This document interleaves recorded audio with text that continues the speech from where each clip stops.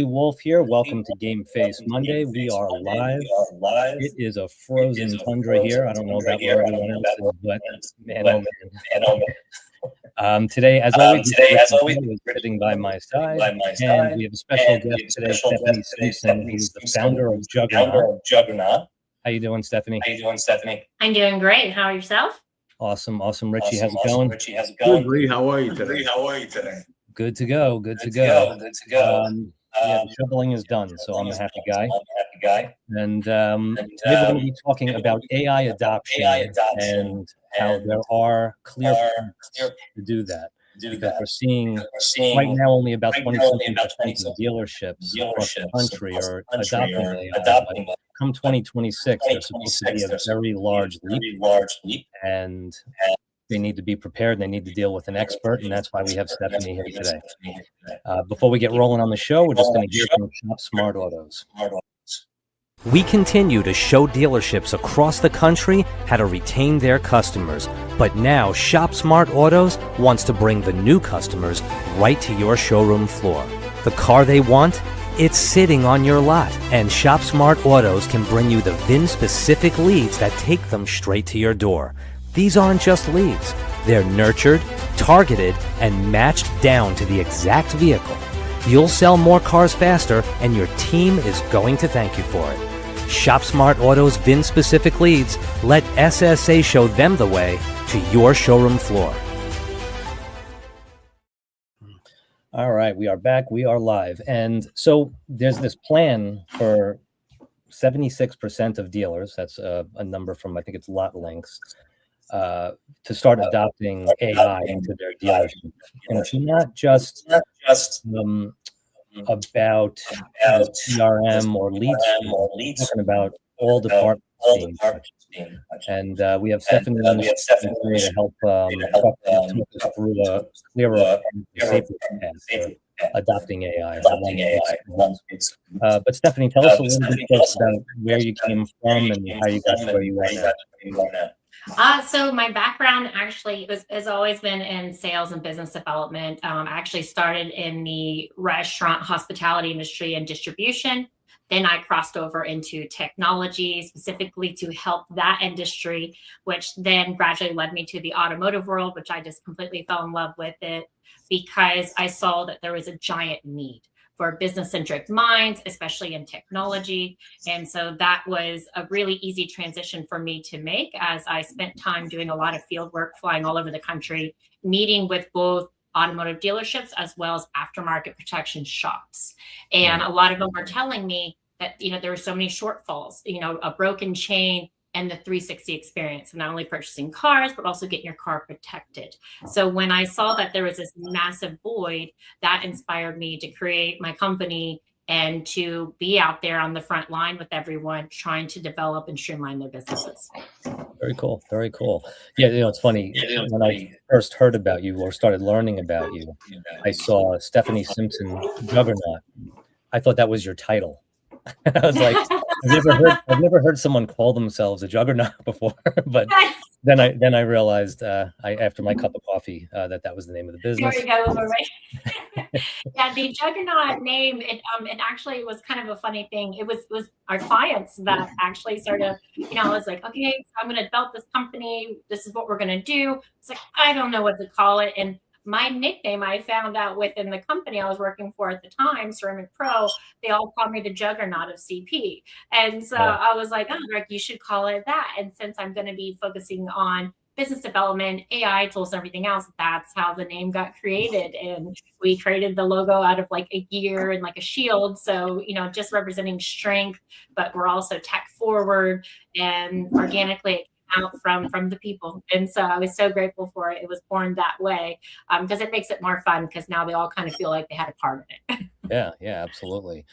Same thing. When I was in automotive, I didn't realize people were calling, my last name's Wolf. I didn't realize people were calling me the Wolf of Car Street. And the next thing I knew, that was my social media name. But, I absolutely love that. Yeah, it was fun. Yeah, my used car manager said, "You're the Wolf of Car Street, don't you know?" And I'm like, I had no idea. But that makes it even more priceless. Yeah, it was fun. So where where do you begin as a dealership? Someone like you comes in, how do you start to set the path for a dealership? Well, usually I'm pretty fearless, so I go straight to the source. I look for the principal or the GM. I need to find out the one who makes decisions. And usually, when I have a lead or I find that there is a source that needs my services, it's already from like the service department or word of mouth or someone in sales. And so that sparks my investigation. So before I even go looking for the person itself, I just spend some time in the dealership, kind of just eyeballing everything they're doing, how many service bays, how many vehicles on the lot, how many sales reps. And it really tells me a lot of, how they're functioning, at a percentage of a business, but then how much more they might have even need a need for AI. Because if they're high functioning, there's a lot of things falling through the cracks. No different than if they're low functioning, they have a reason to increase sales. So that's how I do my R&D first, by just being quiet and paying attention to what's going all around me. And then from there, I'll go look for the person that does make those decisions, or that's going to tell me all the shortfalls that they're suffering and what's frustrating to them. And then we just express how we can bring AI for those simple solutions that they don't realize are out there. And that starts the conversation and the development from there. Do you ever find that you go into a dealership and they're already using AI, but you need to eliminate what they're using? Yes, they'll use, what I'm finding most is they're very piecemeal. They got this thing doing this and this thing doing this, but nothing's communicating. Right. Everything is, residual. So they're paying a subscription for this, subscription for that, subscription for that. So it really, they end up spending a lot more than they really should, instead of actually finding a centralized solution that already is integrated and communicates. So a lot of times we're also bridging those gaps, and we're eliminating what they're currently using to get them boxed up with a Bose solution that communicates and is less expensive. And of course, you always get the eyebrow raised when you can say, hey, I'm going to give you more for less. Yeah. And then I get to show them how we're going to do it. So that's the real appeal. But a lot of them are trying. Most of it is all in the email campaigns that they're doing. And they're using some AI for interaction, for discovery. So when clients are going to their website, you're more likely using an AI bot, kind of just talking, and it navigates you. And then it sends you to that department. Now, when it goes to that department, who knows who's gathering it and capturing it and nurturing that lead. And that's where a lot of the shortfalls are happening. Right. Yeah, Rich, that's a tremendous thing, right? We see a lot of dealerships and businesses in general that are doing a lot of just like plugging into this department just of AI, so to take care of that problem, and then plugging in something over in another department. But the overall, nothing. The departments aren't really bridged together to have understanding of the whole situation. They are. It's organized chaos, and it's organized in their heads because they have the system, but nothing is communicating. So that creates a lot of shortfalls between. And the biggest part of your interaction, with the dealership and retaining that client is the service department. So if you're using tools here, and then after that experience for them ends, and then it's very clunky after that, you're still going to lose that client. It's a high risk. And so that's where we see that. That's why I always kind of push the 360 experience. It needs to be from the start to the end, and even the aftermath, doing those check-ins and checkups. Yeah, Rich, what are your thoughts on that? On what? Well, my thoughts are like the automotive space itself. And Stephanie, do you have active automotive dealers right now? I have a handful right now because we were fairly new. I've worked with automotive dealerships all year, doing the R&D and building everything. So we have about 5 actively working with tools and giving us direct feedback so we can keep making it better. Because the goal for us is when they come on board with us and we're developing and enhancing and adding more, we're not going to charge for that. It's all encompassed into one bundle. And because the R&D we're getting from our legacies right now, that's everything when it comes to the implementation when we go out nationally. And so we would just want to be ready. I'm never a cart before the horse kind of gal. So we want to make sure everything is really tied up with that big, beautiful bow, and what's inside is just as nice as the outside. So we're making sure the guts follow through with all the promises and deliverables. So let me ask you a question. So I'm an automotive dealer, let's say example, right? My biggest problem is sourcing inventory, right? going out to the private seller network, because as you know, like the auctions are very expensive now. I mean, and the shipping is out of this world, right? So it's much better for me to go to my local market with a 15, 20-mile radius and get inventory, right? Mhm. And there's a lot of dealerships out there that have what you call buying centers, right? Mhm. And they're having a major, major problem in that area, right? Yes. Not so much BDC. BDC is BDC. You have AI agents in BDC already. Some dealers are using it, some dealers are not. Some virtual BDC people are doing it, some are not. Doesn't matter. But the biggest challenge for dealers is sourcing this inventory and bringing in that person that's trading in the car to the dealership. Do you Mhm. have a solution for that? That is something that's interesting. Is that that's something that we are currently working on, because the AI and the tools are only as good as the data power behind it. So that's the biggest thing, is, aligning with contracts, aligning with active VIN numbers, and actually doing complete sourcing of vehicles and where they are, locating all these VINs. So, looking for these vehicles, are you actually looking at the vehicle we're talking about? How do I get it VIN verified? How do we make sure that dealership actually has their hands on that vehicle? So we're working on the back data with that by working with some of the major companies out there that are sourcing and covering these VINs to get that information to the dealerships with accuracy. So that's something that's being built and tested, so we can get better purchasing behavior from automotive dealerships and actually positive sourcing, because a lot of times what they think they're looking at, it's not, or it's not there yet. And so we're trying to negate those loopholes that people have done in the past just to try to sell a car. And we want to get some more legitimacy behind everything. So that's where AI is actually going to negate a lot of those false pretenses from the past, because a lot of these games that people used to play, you're not going to be able to do it anymore, because we're going to have facts, we're going to have data, and that's where it's going to put legitimacy in the purchasing behavior, not only for automotive dealer but as well for the end user. Yeah, and that's what we have. We have all the private sellers. You can tell me any zip code, I give it a private sellers within 24 hours, and you can filter it to whatever brand you want to. Doesn't matter to me, right? Yeah. So the biggest problem is I see dealers having a challenge with that. Their biggest challenge is getting that customer in the door. Now, as far as the data and the VIN number, that's public information. You can run a VIN number right on your computer and see what a car was, and see what the car is and whatever. But they're having a challenge. Okay, Richie, I'm buying this, but I'm having a hard time bringing in the customer. Well, we tapped into an additional tool that we're going to be doing. We're going to be partnering with another company here soon, where they actually engage live interaction. So it'll be a platform on the phone through ours, and where a dealership, and it's all protected. It's video recorded. It even has a script, and it even has an AI coaching on it.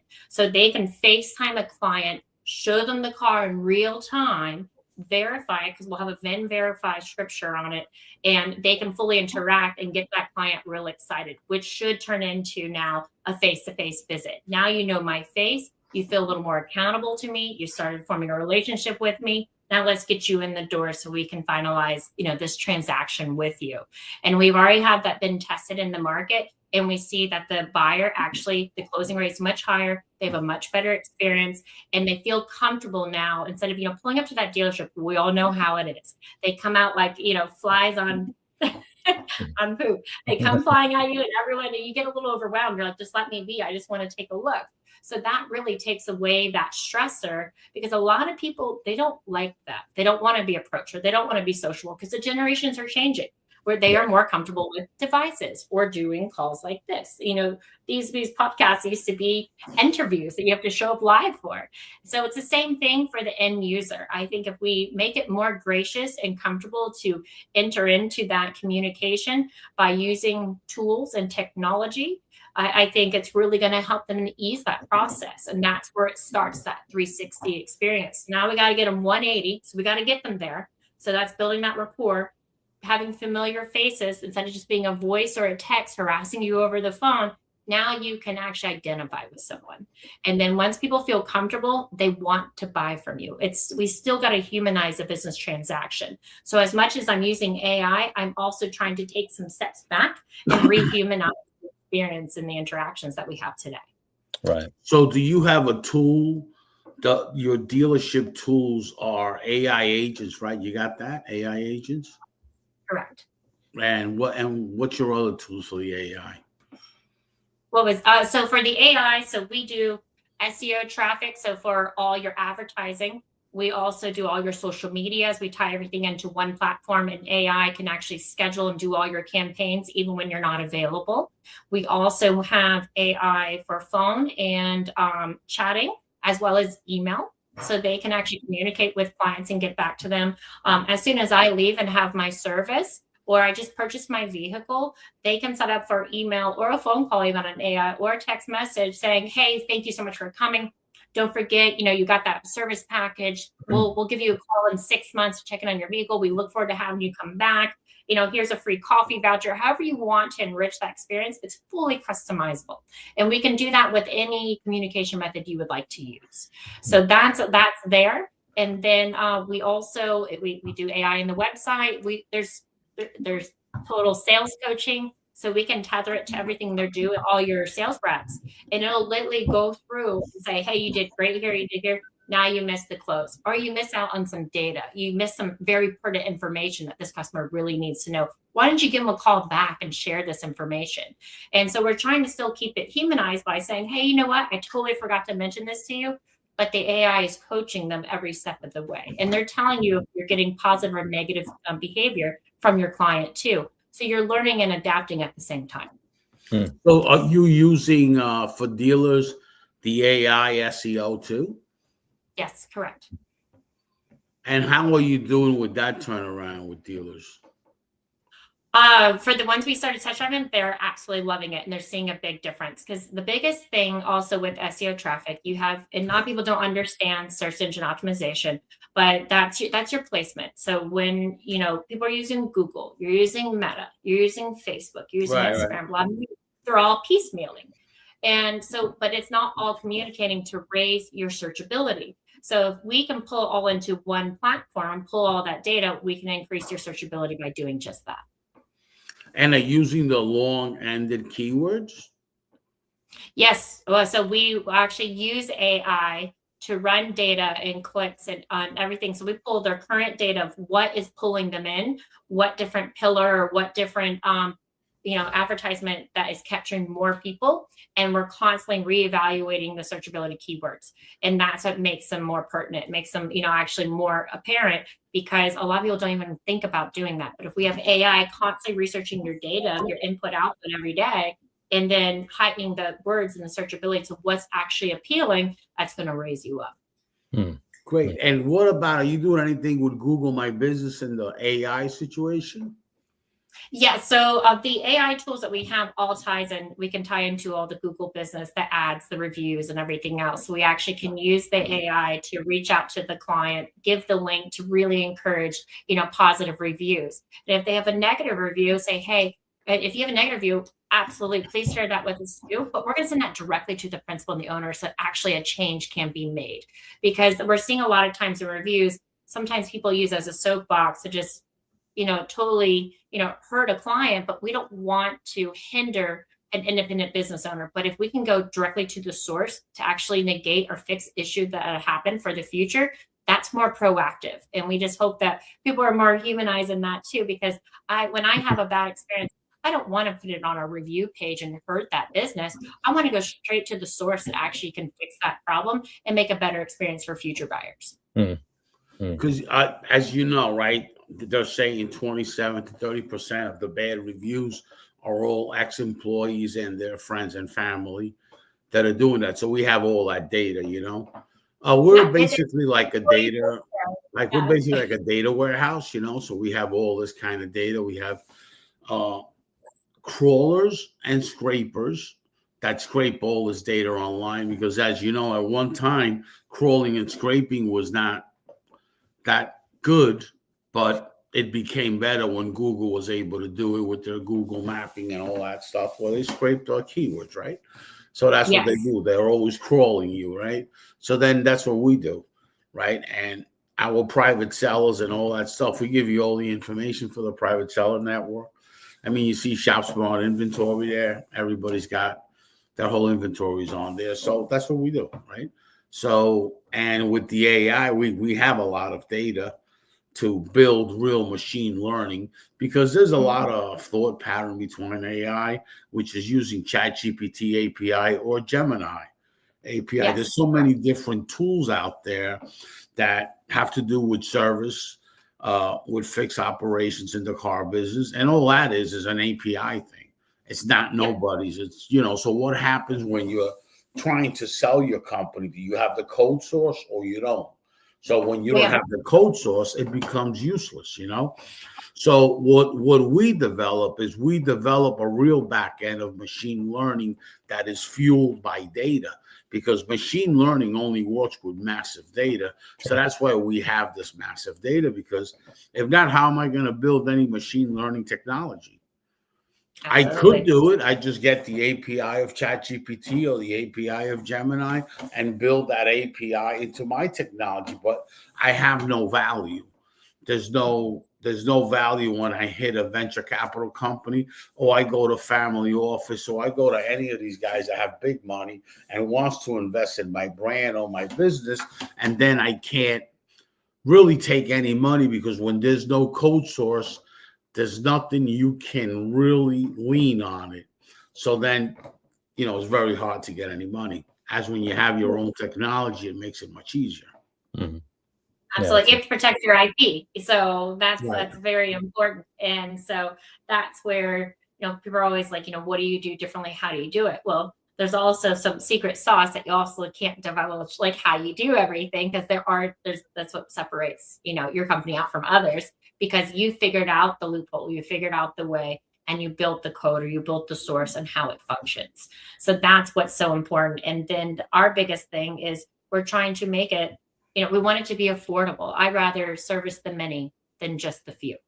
Right. And I want to go after the bread and butter. The meat and potatoes are your mid-tier businesses, both automotive dealerships and auto shops who work together with them. That's still part of the 360 experience. I purchase a car, but now I should protect my asset too. So, and so it starts with education, using AI tools, saying, hey, thanks for the experience. Would you like to also get your car coded, PPF, tint, and then we can continue on that whole sales experience into aftermarket protection? Because the more you take care of that client and they have a great 360 experience, they're going to recommend you, which is the best marketing out there. And they're going to come back and get their next car with you. Yeah, absolutely. I'm just going to take a 1-minute break to hear from ShopSmart Autos again. All right. ShopSmart Autos knows the new car market is starting to take a back seat, and pre-owned is where it's at. That's why it's time to seriously tap into the private seller market. With ShopSmart Autos, your dealership can now target private sellers by zip code and radius. Yes, anyone looking to sell their vehicle in your area. Once you decide how many opportunities you want and start reaching out, ShopSmart Autos launches a complete dealer-branded nurture program that drives those sellers straight to your showroom. And the best part, you get all the details on the seller and the vehicle, so you know exactly what you're dealing with. So grab that trade, put them behind the wheel of their next vehicle, and create a world of growth and retention. Auctions are cutting into your profits, and sourcing quality pre-owned vehicles takes too much time. ShopSmart Autos has the answer, driving the private seller market to your door. So, Stephanie, another question. When you're dealing with AI agents and you have to go through the process of training those agents to really have a full understanding of what it is that they're selling, how to communicate, do you mirror people off the sales floor for sales and mirror people off? Is it like a company-wide meeting where it's like, hey, how do we communicate, or how does that work? Yes. It goes all into the data. So when we're going to work with a client, we start putting the different tools in place, to start doing this, on the sales call. So they're listening, and that's where the AI sales coaching kicks in. But at the same time, it's simultaneously pulling all the data we need to know of the experience with both customer and sales rep.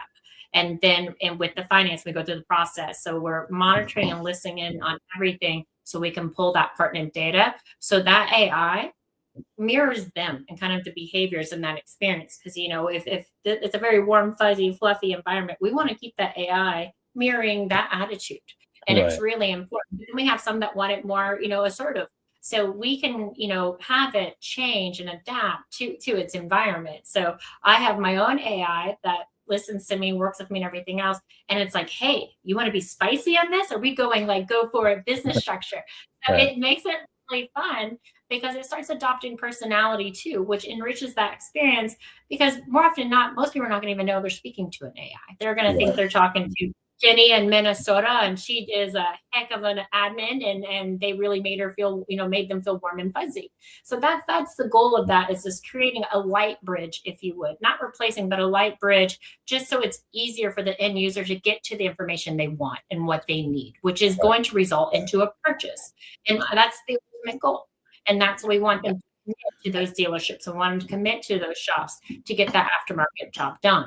So the more we make it, the ease of access for them to get what they need, because we all need everything like yesterday. We're impatient.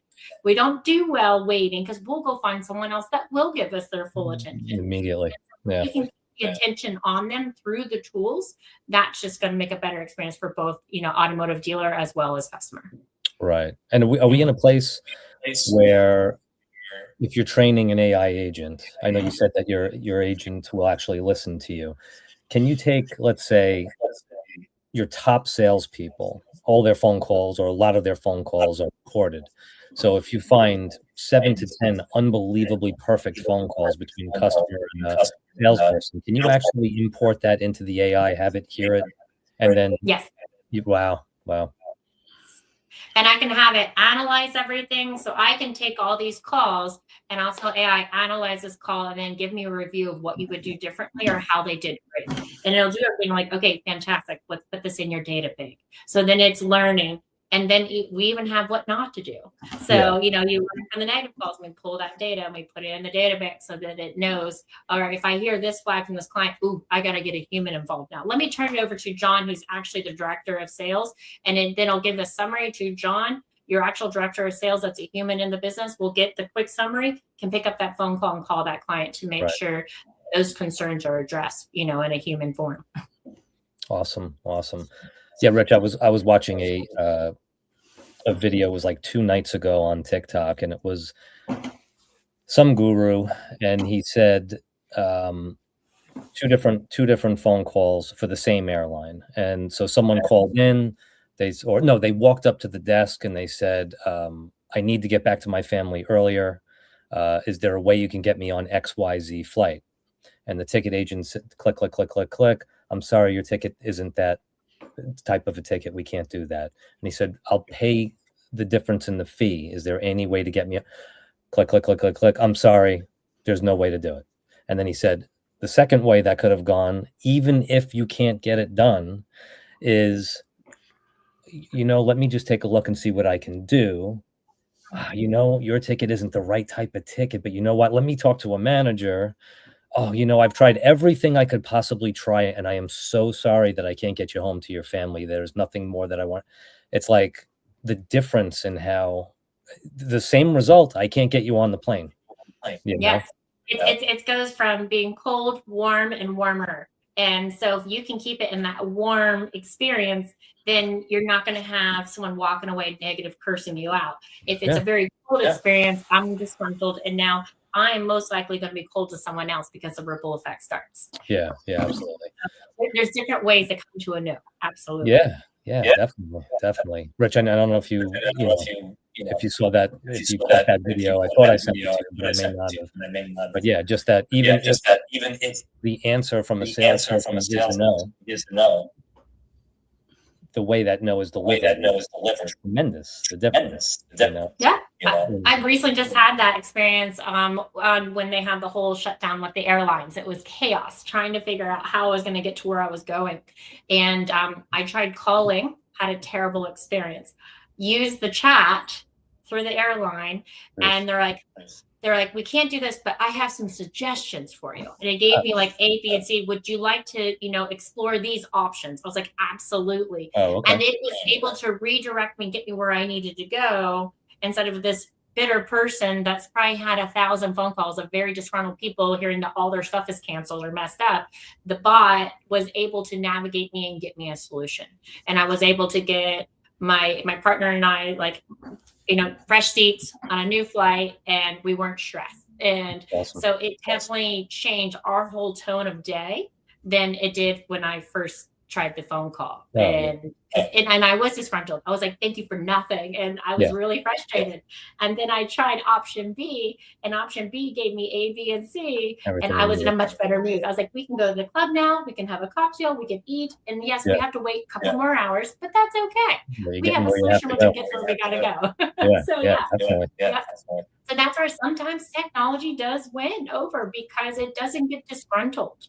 Yeah. And it doesn't get frustrated, it doesn't get drained. It can push through those really hard days or those really, big frustration points, and still keep, the majority in a great mood. And that's what's so important. Yeah. They're talking about AI agents on workflow. Have you experienced that on workflow, on calls and all that on workflow? Have you experienced that? Everything we do is about workflow. So once we understand your workflow, that's where we're plugging the AI to assist and enhance. So it depends on the interactions, starting from campaigns, clients calling in or messaging in. We have the AI engaging there. Then we're working on some tools to work simultaneously, with the AI, as well as, like I said, doing the video companion that can call the client, and it's a human. So we're working constantly, just parallel with each other. So it enhances experience. So again, I'm not trying to replace people as a whole. I'm trying to enhance the experience by filling the gaps. I was in Mountain View not too long ago, where Google is, and they have a robotics department there in Mountain View. And surprisingly enough, I saw this is what we like. How long ago did I go there? About 4 months ago? Yeah. About maybe 4 or 5 months ago. So I had the opportunity to be there. Right? Something really interesting, which was AI agent, commanding robotic technology that Google has. I believe it. I was really impressed with that, and they're telling me this is not out there yet, 5 or 6 months, but within the next 3 or 4 months, this will be out there, and focus more on workflow, right? Because that's actually will save a little bit of our profits than versus just making the phone calls. The AI agents are so much more broad, so much more than just AI agents. Yes. Have you seen that? that? Absolutely. I haven't seen actual robots in place. Now I've seen robots lay tent. I've seen robots paint a car. And I believe that's coming in that. And AI was telling it exactly what color I want, this and everything else. And then it did the car, and it actually looked beautiful. It was crazy. But it comes with a cost, of course. And but as far as in workflows for labor, I've seen it in that point. I don't think we'll see AI lay in protection film, but I believe AI robots will be in place in service area for some common things that they can do, like when they're doing the sealants and stuff like that. I think that's going to be coming in some automotive dealerships, and there are some more tech forward ones. I visited one in Denver. It's one of the most state of the art, next to their sister one in Dubai. And it was pretty impressive. They did have some robots in place on some certain things in the back, which was really neat. And they started some AI in the sales department, but they have not figured out how to bridge to finance and then to the conclusion of the sale, and then the after. So they had some big gaps in there, and that's where they're looking to fill those voids to keep that 360 experience and that warmer level of for the client. So to make that more enriched for them. So those are things I'm seeing it, and I think we'll see more. But when it comes to the robotics, they come with very high costs, and that really becomes out of the unaffordable range for your everyday automotive dealership as well as shops, because it's just the real reason that Google has the robotic technology is because their robotic technology has been around for 20 years now. Yeah. It just hasn't been that. That's what made the automation. That's their learning lab. It's called the learning lab. So all it is robotic technology to better enhance the current technology that they have. Because when you deal with technology, doing the same thing. So I've been. So when you deal with technology, you need laboratories, and you need things that you got to do tests. Like scientists, So their robotic, it was interesting how they have now AI agents. They're programming the AI agents, going into the robotic lab, setting things up, and then coming back with feedback. Yes, because they too now AI can write code, and so you're saving yourself, human code and punching in. That's what we used to do. And think about DOS mode and everything, how we started on computers, or the only way to do email was like you're doing Juno and how to do dial up.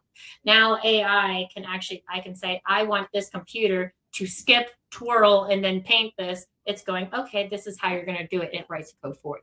So yes, there is a big bridge that's happening in that department as well. It's same thing, us using AI to write the code for the different trials and stuff that we're doing for the AI tools, and doing the SEO optimization and doing the different coaching and stuff like that. We're utilizing the tools because it can pull the full data of what everyone's ever done in code, and I can cut corners, if you would, or eliminate a lot of steps and actually put out a product faster because I can have AI do it for me.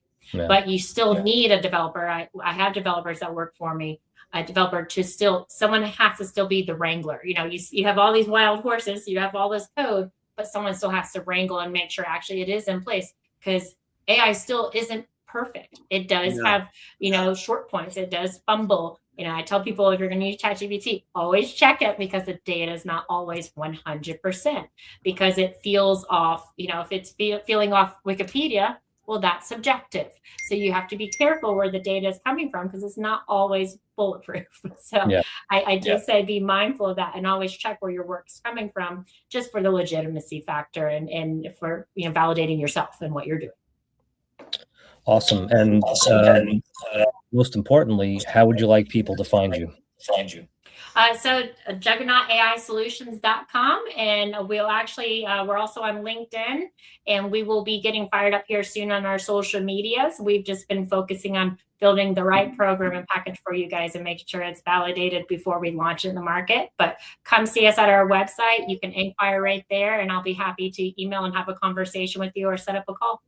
Awesome. JuggernautAISolutions.com. And I just want to remind the audience that I believe the first quarter of 2026, Ignite Your Might, Richie's fourth book.